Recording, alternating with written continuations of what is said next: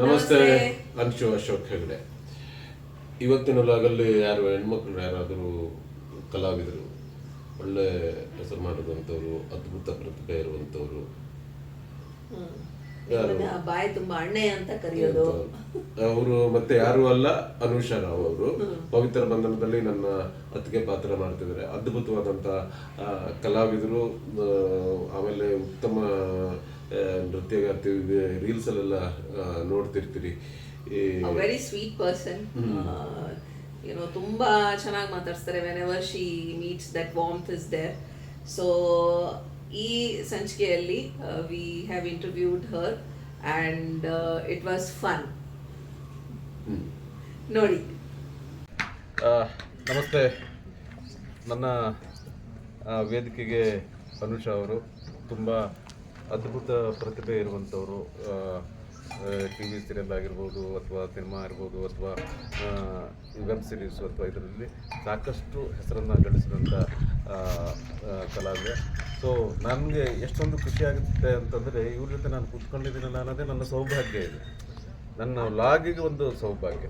ಈಗ ಪ್ರಪ್ರಥಮವಾಗಿ ಪವಿತ್ರ ಬಂಧನದ ಬಗ್ಗೆ ತಾವು ಒಂದೆರಡು ಮಾತಾಡಿ.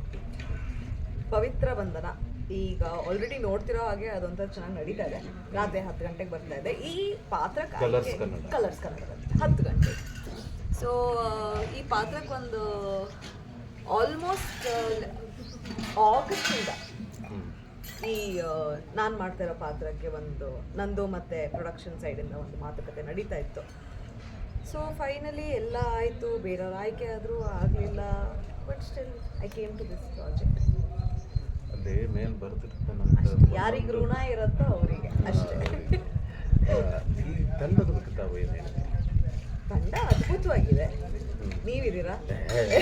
ನನ್ನ ಬಿಟ್ಟಾಕಿ ನೀವು ಬಿಟ್ಟು ಹಾಕೋದು ಹಿಂಗೆ ಇಲ್ಲ.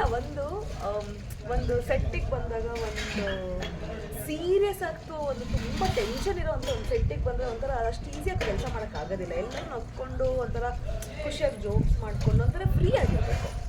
ಅವಾಗ ಆರಾಮಾಗಿ ಕೆಲಸ ಮಾಡ್ಬೋದು. ಯಾಕಂದರೆ ನಮ್ಮ ಪಾತ್ರಗಳು ಆ್ಯಸ್ ಇಟ್ ಈಸ್ ಒಂಥರ ಸೀರಿಯಸ್ ಇರೋದ್ರಿಂದ ಆಫ್ ಸ್ಕ್ರೀನ್ ಒಂದು ಲವಿಕೆ, ಒಂದು ಖುಷಿ, ಒಂದು ಸಂತೋಷ ನಮಗಿದ್ರೆ ಚೆನ್ನಾಗಿರುತ್ತೆ. ನೀವು ಮುಖ್ಯ ಕಾರಣ ಅದಕ್ಕೆ. ಇಲ್ಲ, ಹೌದು, ಆಗಿ ನೀವು ಡೋಂಟ್ ಹಣ ಹಿಂಗೆ ಕೈ ನೋಡೋದು ಹಿಂಗೆ ಇಟ್ಕೊಂಡು. ಓಕೆ ಅನುಷಾ, ತಾವು ಇಲ್ಲಿವರೆಗೆ ಏನು ಒಂದು ಮಹತ್ತರವಾದ ಜೀವನದಲ್ಲಿ ಕಲೆಗೆ ಸಂಬಂಧಪಟ್ಟ ಇಲ್ಲಿವರೆಗೆ ಬಂದ್ರಿ. ಈ ಸಂದರ್ಭದಲ್ಲಿ ನೀವು ಯಾರ್ಯಾರನ್ನ ನೆನೆಸ್ಕೊಳ್ಳೋಕೆ ಇಷ್ಟಪಡ್ತೀರಿ? ಆಮೇಲೆ ಜಾಸ್ತಿ ಇದೇನು ಬೇಡ, ಅವಮಾನಗಳು ಇರುತ್ತೆ. ಯಾಕಂದರೆ ನಾನು ಒಬ್ಬ ಕಲಾವಿದ ಆಗಿರೋದ್ರಿಂದ ಸಾಕಷ್ಟು ಅವಮಾನಗಳನ್ನು ಅನುಭವಿಸಿದ್ದೀನಿ ನಾನು ಕೂಡ. ಅದನ್ನು ನಾನು ಚಾಲೆಂಜ್ ಆಗಿ ನಾನು ತಗೊಂಡು ಬಂದಿದ್ದು. ಹಾಗೆ ನೀವು ಹೇಳೋದಾದರೆ ಯಾವ ಯಾವ ವ್ಯಕ್ತಿಗಳನ್ನು ನೀವು ನೆನಪು ಮಾಡ್ಕೊಳ್ಳೋದಕ್ಕೆ ಇಷ್ಟಪಡ್ತೀರಿ? ನಿಮ್ಮ ಒಂದು ಕಷ್ಟದಲ್ಲಿ, ಸುಖದಲ್ಲಿ ಬೆನ್ನೆಲುಬಾಗಿ ನಿಂತವರು, ಈ ಥರದ್ದು ಒಂದು ಹೇಳಬೇಕು ಅಂತಂದರೆ ಹೇಗೆ ಇದು ಮಾಡ್ತೀರಿ? ಯಾವ ರೀತಿ ವ್ಯಕ್ತಪಡಿಸ್ತೀರಿ? ನನ್ನ ಮೇನ್ ಬೆನ್ನೆಲುಬು ನನ್ನ ಗಂಡ ಮನೋಹರ್ ಜೋಶಿ. ಅವರು ಇಂಡಸ್ಟ್ರಿ ಏನು ಇದು ಮಾಡ್ತಾರೆ? ಅವರು ಕ್ಯಾಮ್ರಾಮ್ಯಾನ್. ಸೊ ಮೋಸ್ಟ್ಲಿ ಮೂವೀಸ್ ಮಾಡಿದ್ದಾರೆ ಅವರು. ಸೊ ಅಂದರೆ ನಮ್ಮ ಇಂಡಸ್ಟ್ರಿನ ಅರ್ಥ ಮಾಡ್ಕೊಳ್ಳೋಕ್ಕೆ ನಿಮ್ಮ ಸ್ಪೌಸಿಗೆ ಮಾತ್ರ ಸಾಧ್ಯ. ಅಂದರೆ ನಿಮ್ಮ ಅರ್ಧಾಂಗಿ ಯಾರು ಇರ್ತಾರೋ ಅವ್ರಿಗೆ ಮಾತ್ರ ಸಾಧ್ಯ. ಯಾಕಂದರೆ ನಮ್ಮ ಟೈಮಿಂಗ್ಸ್ ಒಂಥರ 9 to 5 ಜಾಬ್ ಥರ ಇರೋದಿಲ್ಲ. ಅಥವಾ ಇನ್ ಟರ್ಮ್ಸ್ ಆಫ್ ಫೈನಾನ್ಸಸ್ ನಮಗೆ ಆನ್ ಟೈಮ್ ಪೇಮೆಂಟ್ಸ್ ಇರೋದಿಲ್ಲ. ಒಂದು ತಿಂಗಳು ಹಿಂಗೆ ಬಂದರೆ ಇನ್ನೊಂದು ತಿಂಗಳು ಬೇರೆ ಥರ ಇರುತ್ತೆ. ಸೊ ಈ ಥರದ್ದೆಲ್ಲ ಹಲವಾರು ಅರ್ಥ ಮಾಡ್ಕೊಳಕ್ಕೆ ಸಾಧ್ಯ ಗಂಡನಿಗೆ ನನ್ನ ವಿಷಯದಲ್ಲಿ. ಅದು ಬಿಟ್ಟರೆ ತಂದೆ ತಾಯಿ, ಅತ್ತೆ ಮಾವ. ನನಗೆ ಮೇನ್ ಇಂಪಾರ್ಟೆಂಟ್ ಆಗಿ ನನಗೆ ಒಂದು ಸಪೋರ್ಟಿವ್ ಆಗಿರೋರು ಇಷ್ಟು ಜನ. ಅಫ್ಕೋರ್ಸ್ ನಾನು ಈ ಇಂಡಸ್ಟ್ರಿಗೆ ಬಂದಾಗ ನನಗೆ ಒಂದು ತಿಳಿದಿದ್ದ ಸತೀಶ್ ಕೃಷ್ಣನ್ ಸರ್. ನನ್ನ ಫಸ್ಟ್ ಪ್ರಾಜೆಕ್ಟಿಗೆ ಅವರೇ ಡೈರೆಕ್ಟರ್ ಆಗಿದ್ದರು. ಒಂದು ಪೇಷನ್ಸ್ ಆಗಿ ಅವರು ಒಂದು ಹೇಳಿಕೊಟ್ರು. ಬಟ್ ಅವಮಾನಗಳನ್ನ ನಾನು ಯೂಶಲಿ ನೆನ್ಪಿಟ್ಕೊಳಕ್ಕೆ ಹೋಗೋದಿಲ್ಲ. ಯಾಕಂದರೆ ನನ್ನ ಸ್ವಭಾವ ಅದು. ಒಂದು ಮಾತು ಬರುತ್ತೆ, ಒಂದು ಮಾತು ಹೋಗುತ್ತೆ. At the end of the day ಅದು ಬೇರೆ. ಅವಮಾನ ಮಾತು ಬರುತ್ತೆ, ಒಂದು ಮಾತು. ಈ ಜೀವನದಲ್ಲಿ ಒಂದು ಅವಮಾನ ಅಂತಂದ್ರೆ ಏನು ಗೊತ್ತಾ ಮೇಡಮ್ ಅವರೇ? ಈ ಸಹಜ ಮಾತುಗಳು ಇದು ಬೇರೆ. ಆದರೆ ನಮ್ಮ ವ್ಯಕ್ತಿತ್ವಕ್ಕೆ ಪ್ರಶ್ನೆ ಮಾಡುವಂಥದ್ದು, ನಮ್ಮ ವ್ಯಕ್ತಿತ್ವಕ್ಕೆ ಅವಮಾನ ಮಾಡುವಂಥದ್ದು ಅಂಥದ್ದು ಒಂದಿರುತ್ತೆ, ಪ್ರತಿಯೊಬ್ಬ ಮನುಷ್ಯನಿಗೂ ಆಗಿರುತ್ತೆ. ಕರೆಕ್ಟ್. ನನ್ನ ಅನಿಸಿಕೆ ಇದರಲ್ಲಿ ಏನು ಅಂದರೆ, ನಾವು ಈ ಇಂಡಸ್ಟ್ರಿದಾಗ ನಮ್ಮದು ಒಂದು ಗ್ಲಾಮರಸ್, ಅಂದರೆ ಈ ಥರದ್ದು ಎಲ್ಲ ಇಂಡಸ್ಟ್ರಿಲೂ ನಡೆಯುತ್ತೆ, ಬಟ್ ನಾವು ಕಾಣಿಸ್ಕೋತೀವಿ ಅಲ್ವಾ, ನಾವು ಹೆಚ್ಚಾಗಿ ಕಾಣಿಸ್ಕೋತೀವಿ ನಾವು. ಸೊ ಅವಾಗೇನಾಗುತ್ತೆ, ನಮ್ಮ ಬಗ್ಗೆ ಅಥವಾ ನಾವು ಹೆಂಗಿರ್ತೀವಿ ಅದ್ರ ಬಗ್ಗೆ ಮಾತಾಡೋರು ಒಬ್ಬರಲ್ಲ, ತುಂಬ ಜನ ಇರ್ತಾರೆ. ಈಗ ಅವರು ಏನೋ ಒಂದು ವಿಷಯಕ್ಕೆ ಅದು ಒಂದು ಬಿಗ್ ಸುದ್ದಿ ಆಗೋಕ್ಕೆ ಸಾಧ್ಯ. ಸೊ ಅದನ್ನೆಲ್ಲ ಜಾಸ್ತಿ ತಲೆ ಕೆಡಿಸ್ಕೋಬಾರ್ದು, ಯಾಕಂದರೆ ನಿಮ್ಮ ಜೊತೆಗಿರೋರು ನೀವು ಹೇಗಿದ್ದೀರ ಅಂತ ಅದು ಗೊತ್ತಿರುತ್ತಲ್ಲ. ಸೊ ಆ ಸಪೋರ್ಟ್ ನನಗೆ ನನ್ನ ಫ್ಯಾಮಿಲಿ ಆಗಲಿ, ನನ್ನ ಕ್ಲೋಸೆಸ್ಟ್ ಫ್ರೆಂಡ್ಸ್ ಆಗಲಿ ಕೊಟ್ಟಿದ್ದಾರೆ. ಈಗ ಮೇಡಮ್ ಏನು ಗೊತ್ತಾ, ಜೀವನದಲ್ಲಿ ಆಯ್ಕೆ ಮಾಡ್ಕೊಳ್ಳೋಕ್ಕೆ ಸಾಕಷ್ಟು ಫೀಲ್ಡ್ಗಳಿದ್ವು, ಆದರೆ ತಾವು ಇದೇ ಫೀಲ್ಡನ್ನು ಯಾಕೆ ಆಯ್ಕೆ ಮಾಡ್ಕೊಂಡ್ರಿ? ನಾನು ಈ ಫೀಲ್ಡ್ನ ಆಯ್ಕೆ ಮಾಡ್ಕೊಳಕ್ಕಿಂತ ಅದೇ ನನ್ನ ಆಯ್ಕೆ ಮಾಡ್ಕೊತಾರೆ. ಹೌದಾ? ಕೆಲವೊಬ್ಬರಿಗೆ ಮಾತ್ರ ಅಲ್ಲ, ಹಂಗಲ್ಲ. ಯಾಕಂದ್ರೆ ನಾನು ಓದಿದ್ದೆ MSc ಸೈಕಾಲಜಿ. ನಾನು rehabilitation centre for alcoholics and drug addicts ಅಲ್ಲಿ ಕೆಲಸ ಮಾಡ್ತಾ ಇದ್ದೆ. ಆಮೇಲೆ ಬೇರೆ ಹಾಸ್ಪಿಟಲ್ಸ್ ಅಲ್ಲಿ ಕೆಲಸ ಮಾಡ್ತಾ ಇದ್ದೆ ನಾನು. ಆಮೇಲೆ ಮದುವೆ ಟೈಮಲ್ಲಿ ನನಗೆ ಯಾಕೋ ಇದು ತುಂಬ ಸ್ಟ್ರೆಸ್ ಆಗ್ತದೆ ಈ ಕೆಲಸ ಅಂದ್ಬಿಟ್ಟು ನಾನು ನನ್ನ ಗಂಡಂಗೆ ಹೇಳಿದೆ, ನಾನು ಡಾನ್ಸ್ ಮೇಲೆ ಕಾನ್ಸಂಟ್ರೇಟ್ ಮಾಡ್ತೀನಿ. ಅಂದರೆ ಚಿಕ್ಕ ವಯಸ್ಸಿಂದ ನನಗೆ ಭರತನಾಟ್ಯಂ ಕಥಕ್ ಅಂದರೆ ಕ್ಲಾಸಸ್ಸಿಗೆ ಕಳ್ಸಿದ್ರು. ಸೊ ಅದನ್ನೇ ಕಂಟಿನ್ಯೂ ಮಾಡೋಣ ಅಂತ ಒಂದು ಐಡಿಯಾ ಇತ್ತು. ಸೊ ಕೆಲಸ ಬಿಟ್ಟೆ. ಆಮೇಲೆ ಎಲ್ಲೋ ಒಂದು ಕಡೆ ಪಾರ್ಟ್ ಟೈಮಾಗಿ ನಾನು ಡಾನ್ಸ್ ಹೇಳ್ಕೊಡ್ತಾ ಇದ್ದೆ. ನಾನು ಅಲ್ಲೇ ನಮ್ಮ ಮನೆ ಹತ್ರ JP ನಗರದಲ್ಲಿ. ಸೊ ಅಲ್ಲಿ ಯಾರೋ ನೋಡಿದವರು, ನೀವು ಅದು ಆಡಿಷನ್ ಮಾಡ್ತೀರಾ ಅಂತ ಕೇಳಿದ್ರು.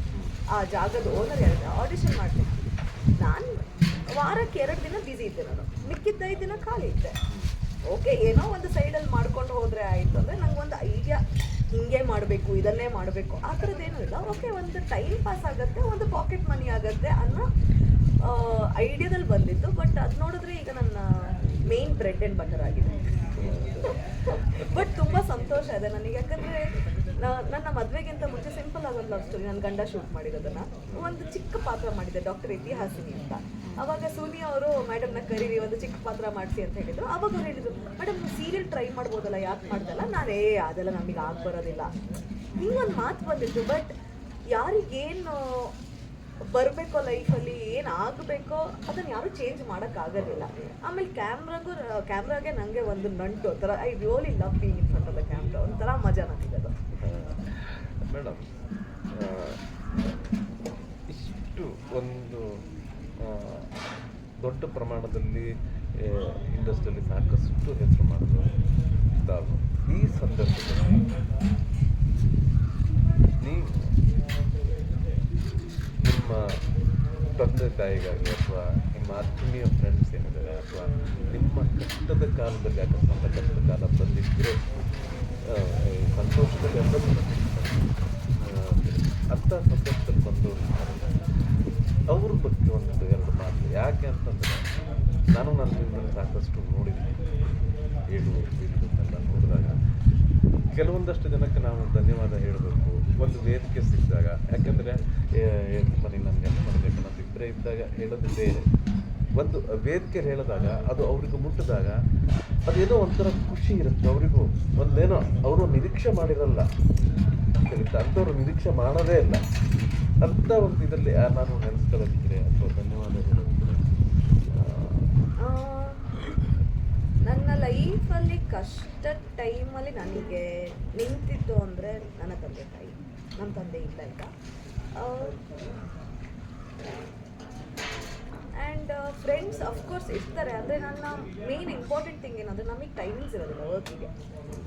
ಸೊ ನನಗೆ ಫ್ರೀ ಆದಾಗ ಸಿಗ್ತಿರೇನೋ ಅಂದಾಗ ಅವರು ಟೈಮ್ ಮಾಡ್ಕೊಂಡು ಬರ್ತಾರಲ್ಲ, ಆ ಟೈಮ್ ಅನ್ನೋದು ನನಗೆ ತುಂಬ ಮುಖ್ಯ ಆಗುತ್ತೆ. ಈ ಹಂತದ್ದು ಬಿಟ್ಟು ಈಗ ಒಂದು ನೀವು ಅಂದರೆ ನಾನು ಇನ್ನೂ ತುಂಬ ಈ ಚೈಲ್ಡ್ಹುಡ್ಡಿಂದ ಇದ್ದು ಅಥವಾ ಕಾಲೇಜು ಅಥವಾ ಆ ಥರದಲ್ಲೂ ಒಂದಷ್ಟು ಇದಿರ್ತಾರಲ್ಲ, ಸ್ನೇಹಿತೆಯರು ಇರ್ತಾರಲ್ವ, ಅದನ್ನು ಒಂದ್ಸರಿ ಹಳೇದು ಒಂದ್ಸರಿ ನೆನ್ಪು ಮಾಡ್ಕೊಳ್ತೀವಿ ಓಲೆಕ್ಟಾಗಿ. ಇಲ್ಲ, ನಮ್ಮ ಅಂದರೆ ನನ್ನ ವಿಷಯಕ್ಕೆ ಬಂದಾಗ ಅವ್ರು ಯಾರೋ ನನಗೆ ಹೆಲ್ಪ್ ಮಾಡಿದರೆ ನಾನು ಅಷ್ಟೇ. ಅಂದರೆ ಒಂದು ಬೋತ್ ದ ವೇಸ್ ಹೋಗಿರೋ ಫ್ರೆಂಡ್ಶಿಪ್ಸ್ ಅಥವಾ ಒಂದು ರಿಲೇಷನ್ಶಿಪ್ ಆಗಿರಲಿ, ಎರಡೂ ಕಡೆಯಿಂದ ಇರುತ್ತೆ. ಯಾವುದೋ ಒಂದು ಟೈಮಲ್ಲಿ ನನಗೆ ಹೆಲ್ಪ್ ಮಾಡಿದರೆ ಇನ್ನೊಂದು ಟೈಮಲ್ಲಿ ನಾನು ಅದು ಯಾವತ್ತಾರು ಒಂದಿನ ತೀರಿಸಿದ್ದೀನಿ ನಾನು ಇಲ್ಲಿ ತನಕ. ಅಂದರೆ ಲೈಕ್ ಹೆಂಗೋ ಒಂದು ಹೆಲ್ಪ್ ಮಾಡೋದಾಗಲಿ ಏನಾರು ಆಗಲಿ. ಬಟ್ ಯಾರ್ಯಾರು ನನ್ನ ಜೊತೆಗೆ ನಿಂತಿದ್ದಾರೋ ಅವ್ರಿಗೆ ಗೊತ್ತು. ಸೆಪ್ರೇಟಾಗಿ ನನ್ನ ಹೆಸರು ಹೇಳೋ ಅವಶ್ಯಕತೆ ಇಲ್ಲ. ಬಟ್ ಅವತ್ತು ಯಾರಿದ್ರೋ ಇವತ್ತು ಇದ್ದಾರೆ. ಸೊ ನಾನು ಹೇಳಬಲ್ಲೆ, ನನ್ನ ಅಟ್ಲೀಸ್ಟ್ ನನ್ನ ಫ್ರೆಂಡ್ ಗ್ಯಾಂಗು ನಾನು ಚಿಕ್ಕವಳಿರ್ಬೇಕಾದ್ರಿಂದ ಯಾರ್ಯಾರಿದ್ದಾರೋ ಇವತ್ತು ಹಾಗೆ ಮೇಂಟೈನ್ ಮಾಡ್ಕೊಂಡು ಬರ್ತಿದ್ದೀವಿ. But thank you guys, love you all. Okay, ಯಾರಿಗೇ ಆಗಲಿ ಪ್ರತಿ ವ್ಯಕ್ತಿಗೂ ಒಂದಷ್ಟು ಇದು ಏನೋ ಒಂದು ಗೋಲನ್ನು ಇದು ಮಾಡಬೇಕು ಅನ್ನೋದೊಂದು ಕನಸು ಗೊತ್ತಾಯ್ತಾ. ಪ್ರತಿಯೊಂದು ನಮ್ಮ ಫೀಲ್ಡ್ ಅಂತಲ್ಲ, ಎಲ್ಲ ಫೀಲ್ಡು ಅವರದ್ದೇ ಆದಂಥ ಕನಸುಗಳು. ನಿಮಗೆ ಹಲವಾರು, ಒಂದಲ್ಲ ಎರಡಲ್ಲ, ಹಲವಾರು ಕನಸುಗಳು. ಬಟ್ ಅದು ನಾನು ಸಾದಾಗ ಅದ್ರ ಬಗ್ಗೆ ಮಾತಾಡೋದು ಸೂಕ್ತ ಅಂತ ಅನ್ಸುತ್ತೆ ನನಗೆ. ಏನೋ ಒಂದು ಸಾಧನೆ ಇದು ಅಂತ ನಮ್ಮ ಇಂಡಸ್ಟ್ರಿ ಬಗ್ಗೆನೇ ಹೇಗೆ, ಬೇರೆದು ಬೇಡ. ಇಲ್ಲ ನಾನು ಒಂಥರ ಐ ಆಮ್ ವೆರಿ ಹ್ಯಾಪಿ. ಒಂದು ಇಯರ್ ಆನ್ ಇಯರ್ ಗ್ರೋತ್ ನನಗಿದೆ.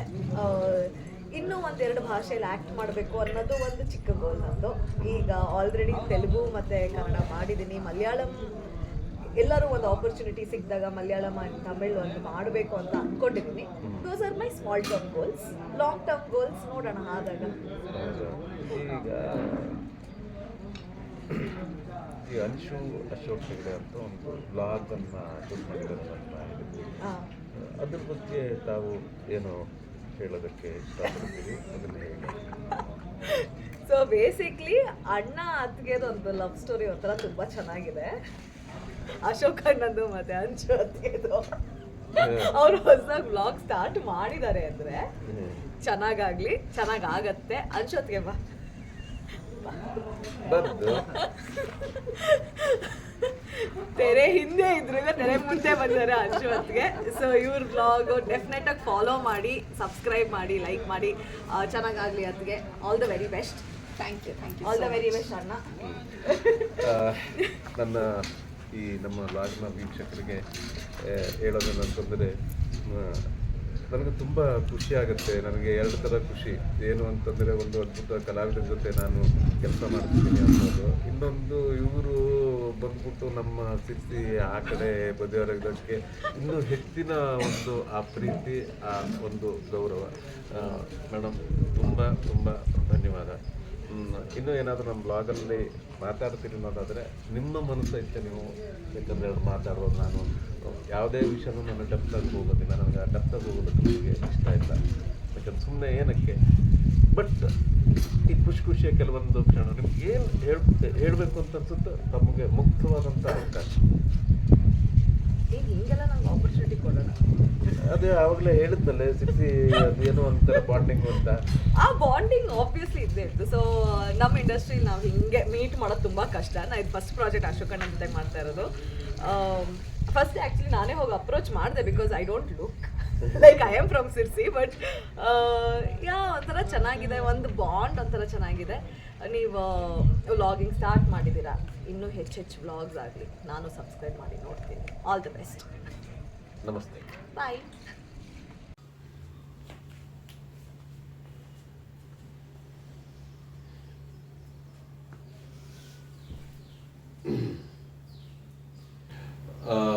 ಅನುಷರಾವ್ ಅವರೇ, ತುಂಬ ಖುಷಿ ಆಯಿತು.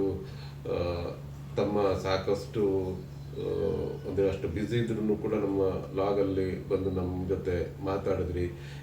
ನಾನು ಮಾತಾಡೋದಕ್ಕಿಂತ ಹೆಣ್ಮಕ್ಳು ನೀನು ಮಾತಾಡೋದು ಏನು ಮಾತಾಡೋದು? ನಾನೇನು ಮಾತಾಡಿದೆ, ಇಂಟರ್ವ್ಯೂ ಮಾಡಿರೋದು ನೀವು. ಲಾಸ್ಟಲ್ಲಿ ಅವ್ರೇನು ಇಲ್ಲ, ಬಿಹೈಂಡ್ ದ ಕ್ಯಾಮ್ರಾ ಬೇಡ, ಒಂದ್ಸಲ ಆದರೂ ಫ್ರಂಟಲ್ಲಿ ಬನ್ನಿ ಅಂತ ಹೇಳ್ಬಿಟ್ಟು ಕರೆಸ್ಕೊಂಡು. So it was very nice. ಏನೋ ಅವ್ರ ಎಕ್ಸ್ಪೀರಿಯನ್ಸ್ ಅವರು ಹೇಳ್ಕೊಂಡ್ರು. ಅದೇ ಹೆಣ್ಮಕ್ಳನ್ನ ಬಿಟ್ಟ ಕೊಡಲ್ಲ, ಏನೇ ಆಗಲಿ, whatever it is. And she is a very sweet personality. All the best Anusha. Whatever you do, let it be a huge success.